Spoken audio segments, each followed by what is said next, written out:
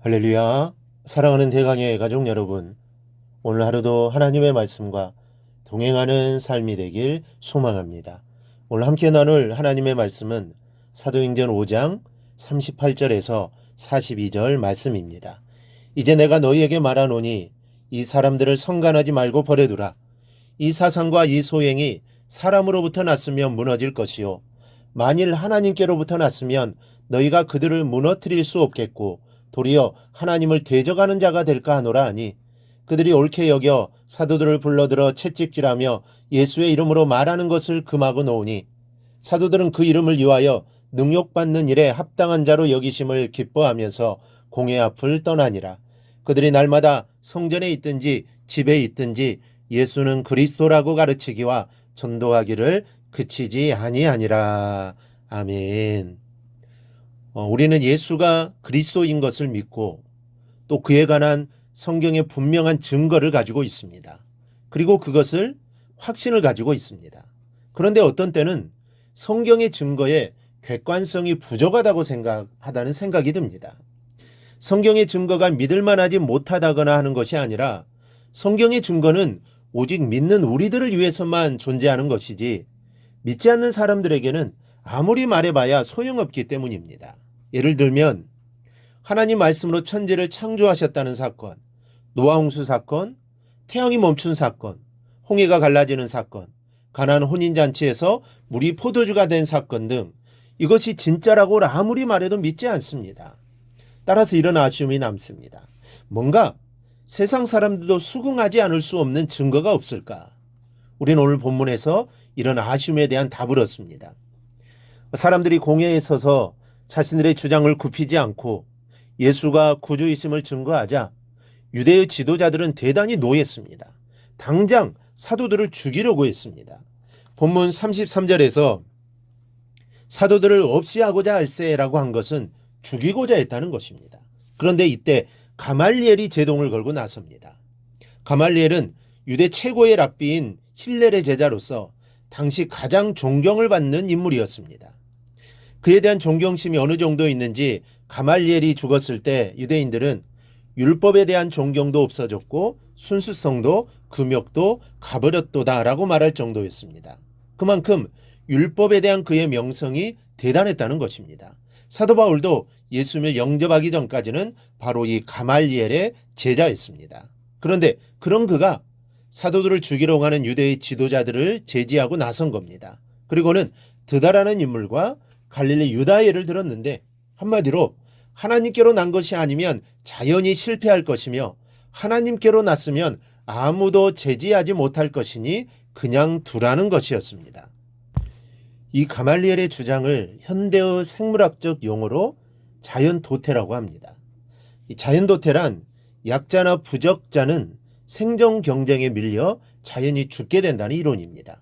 그러니까 하나님이 함께하는 강한 자이면 사람의 힘으로 어찌할 도리가 없고, 하나님이 함께하지 않으면 그냥 내버려둬도 자연이 없어질 텐데 괜히 건드렸다가 사도들의 주장이 하나님의 뜻인 경우에는 하나님을 대적하는 결과만 초래할 뿐이라는 것입니다. 그러니 그냥 놔두고 되어가는 모양을 지켜보자는 설득이었습니다. 이 상당히 논리적인 주장입니다. 그렇다면 이 주장에 비추어 볼 때 오늘날 기독교는 하나님께로 난 것입니까? 아니면 세상 종교와 같이 어떤 한 사람으로 인해 생겨난 것입니까? 다르게 생각해 보면 기독교가 자연도태되었습니까? 아니면 아직도 건재합니까? 하나님의 뜻이 아니고는 오늘날까지 복음이 전해질 수 없는 것입니다. 따라서 복음이 증거하는 대로 예수가 곧 그리스도인 것도 자연히 증명된 것입니다. 그런데 사람에 의해 세워진 이단들은 오래가지 못했습니다. 언젠가는 사라져버립니다. 왜냐하면 사람이 세운 것이기 때문입니다. 하나님께로부터 난 것이 아니기 때문이죠. 그들은 자신이 하나님이라고 하지만 다 거짓인 것입니다. 자연도태되고 언젠가는 사라질 것입니다. 교회사적으로 기독교는 많은 순환을 당했습니다. 초대교회, 아니 예수님이 당시부터 시작된 핍박은 멈출 줄을 모르고 중세로 이어졌고, 사도들은 물론이요 수많은 성도들이 목숨을 잃었습니다. 어떤 이는 돌에 맞아 죽었고, 어떤 이는 사자의 밥으로 던져졌으며, 어떤 이는 산채로 불 속에 던져졌습니다. 그러나 여러분, 기독교가 소멸되었습니까? 인간이 세운 종교였다면 핍박을 견디지 못하고 사라져버렸을 것입니다. 하지만 기독교는 오히려 핍박을 당할 때마다 성령이 역사해 주셨습니다. 수많은 믿음의 조상들이 찬송을 부르며 즐거이 짐승의 먹이가 되었습니다. 돌에 맞아 죽으면서도 사랑을 잃지 않았습니다. 불 속에서도 기도하며 기꺼이 죽음을 맞이하였습니다. 그리고 기독교는 이러한 순교자의 거룩한 희생에 의해서 더욱 불같이 번져갔습니다. 올 성경을 보십시오.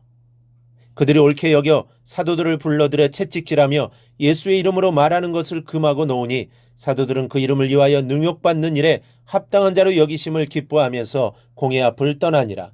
그들이 날마다 성전에 있든지 집에 있든지 예수는 그리스도라고 가르치기와 전도하기를 그치지 아니하니라. 하나님의 역사는 아무도 막을 수 없는 것입니다. 핍박한다고 해서 사라지지 않습니다. 하나님의 뜻이 아닌 것은 핍박이 오면 쉬 사라지고 말지만, 그러나 하나님이 행하시는 일에 있어서 핍박은 양념과 같고 불길에 쏟아붓는 휘발유와 같은 것입니다. 그러므로 우리의 믿음을 자랑스럽게 생각해야 합니다. 당당하게 전도해야 합니다. 가말리엘의 말이 객관적으로 증명한 대로 우리의 예수는 하나님께서 보내신 그리스도요, 우리는 복음의 증인들입니다. 베드로가 예수를 전하면 죽인다고 했는데도 복음을 전합니다. 그 이유는 복음의 증인이기 때문입니다. 우리도 복음의 증인입니다. 그러므로 복음의 증인이 되어야 합니다. 우리가 마땅히 해야 할 일입니다. 사랑하는 여러분, 살아계신 하나님 우리와 함께 계십니다. 하나님이 우리 인생살이에 동행하고 계십니다. 오늘 이 믿음으로 사시기를 바랍니다. 어떤 핍박이 닥칠지, 어떤 어려움이 닥칠지 알 수 없지만 핍박 속에서도 어려움 속에서도 믿음을 지키고 예수를 증거하며 사는 여러분의 삶이 되기를 바랍니다. 그리하여 예수 증인으로서의 삶을 살아가시고 하나님의 기쁨이 되는 성도님들이 되시기를 주님의 이름으로 축원합니다. 오늘 묵상한 말씀을 굳게 잡고 삶으로 실천하며 살아내는 대강의 모든 성도들이 되기를 축복합니다.